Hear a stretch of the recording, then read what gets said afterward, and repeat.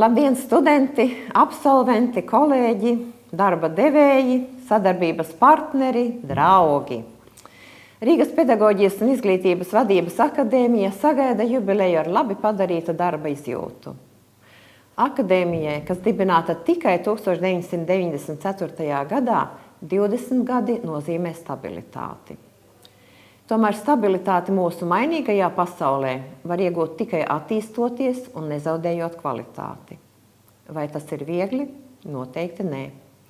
Tādēļ vislielākais paldies mums pašiem par rūpīgu darbu un visiem labajiem cilvēkiem par atbalstu. Šajā septembrī mūs priecē skaitļi, jo akadēmiju pirmajā kursā izvēlējušies vēl vairāk studentu nekā pagājušajā gadā. Tas rāda, ka ir atzīta mūsu strateģiskā specializācija un noturētā kvalitāte, kā arī izglītības pieejamība reģionos. Mēs šajos gados esam sagatavojuši tautsaimniecībai pāri par 20 000 speciālistu. Īpaši pieprasītas šogad bija pedagoģiskās specialitātes.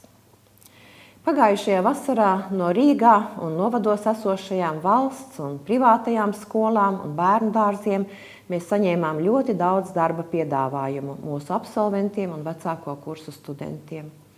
Piedodiet, nevarējām šos pieprasījumus apmierināt, jo savā specialitātē jau strādā pat mūsu 3. kursa studenti, bet 2. kursā tas nebūtu prātīgi.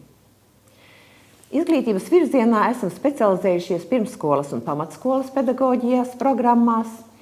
Izņēmums ir mūzikas un dejas skolotāji, psihologi un izglītības darba vadītāji. Ir skaidri redzams, ka akadēmijai īstenotajās studiju programmās darba tirgus pieprasījums ir daudz lielāks par iespējamo piedāvājumu. Mēs ļoti ceram, ka to ir ievērojuši arī izglītības jomas plānotāji valstī. Mīļi atgādinu, ka RPIVA mājaslapā un filiālēs var pieteikties uz jubilejas pasākumu 17. oktobrī. Tiksimies Latviešu biedrības namā!